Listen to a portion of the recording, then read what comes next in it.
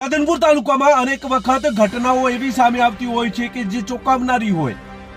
સરકારી કર્મચારીઓ ઉપર હુમલો થવાની હોય, ફરજ ઉપર રૂકાવટની હોય, આવી ફરિયાદો અનેક વખત થઈ ચૂકી છે। ત્યારે આવી જ ફરિયાદ રાધનપુર તાલુકાના ગ્રામ્ય વિસ્તારની એક શાળાની સામે આવી છે।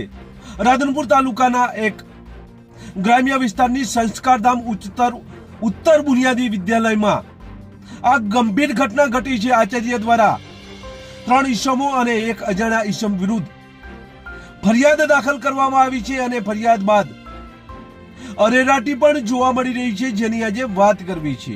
નમસ્કાર, ક્રાઇમ આવાજ ન્યૂઝમાં તમારું સ્વાગત છે અને હું છું તમારી સાથે નાનજીભાઈ ઠાકોર। આજે વાત કરવી છે એ ફરજ ઉપર કર્મચારીઓ જ્યારે ફરજ બજાવી રહ્યા હોય એ સમય દરમિયાન કોઈ ઈસમો માથાકૂટ કરે અથવા હુમલો કરે તો ફરજ ઉપર રૂકાવટની ફરિયાદો થતી હોય છે અને હુમલાની પણ કલમો લાગતી હોય છે। આવી જ ઘટના રાધનપુર તાલુકાના બંધવડ મુકામે બની છે।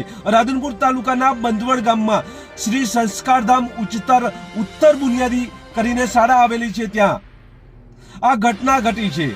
આ વિદ્યાલયમાં આચાર્ય ગણપતભાઈ જોશી કે જેમની ઉંમર છે 50 વર્ષ, તેઓ ઓફિસમાં હતા। તે સમય દરમિયાન જીગરભાઈ ઠાકોર, કિરણભાઈ ઠાકોર, સુરેશભાઈ ચૌધરી અને એક અજાણ્યા ઈસમ તેમની ઓફિસમાં ઘૂસી આવે છે અને જીગરે આચાર્યનું જે ગાળો આપે છે અને ત્યારબાદ અન્ય ઈસમો છે એ ગરદાપાટુનો માર મારે છે અને લાફાવાળી પણ કરે છે, ધક્કાઓ પણ મારે છે। આવી ફરિયાદ રાધનપુર પોલીસ સ્ટેશનમાં નોંધવામાં આવી છે। અબોળો થતા આચાર્ય દ્વારા આ ચારેય ઈસમોને બહાર કાઢવા જઈ રહ્યા હતા ત્યારે એક ઈસમ દ્વારા છરી બતાવી અને ધમકી પણ આપવામાં આવી હતી। ગરદાપાટુનો માર મારવામાં આવ્યો છે અને ત્યારબાદ રાધનપુર પોલીસ સ્ટેશનમાં ફરિયાદ નોંધવામાં આવી છે આ ચારેય ઈસમો વિરુદ્ધ। આરોપી પર રાજ્ય સેવક, ફરજમાં રૂકાવટ કરવી, ગેરકાયદેસર રીતે શાળામાં પ્રવેશ કરવો અને સમાન ઇરાદાથી ગુનો આચરવાના આરોપો લગાવવામાં આવે છે। રાધનપુર મથકે આ ભારતીય દંડ સંહિતા અને ગુજરાત પોલીસ એકની વિવિધ કલમો હેઠળ આ ગુનો દાખલ કરવામાં આવ્યો છે।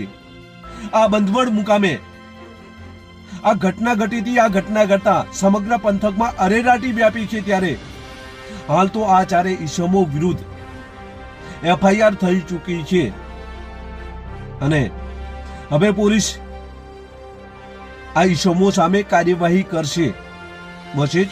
જો તમે અમારી ચેનલમાં નવા છો અને આવા જ લેટેસ્ટ ન્યૂઝ જોવા માંગો છો તો અમારી ચેનલને અત્યારે સબસ્ક્રાઇબ કરો, જેથી આવનાર લેટેસ્ટ ન્યૂઝ તમારા સુધી પહોંચી શકે। નમસ્કાર।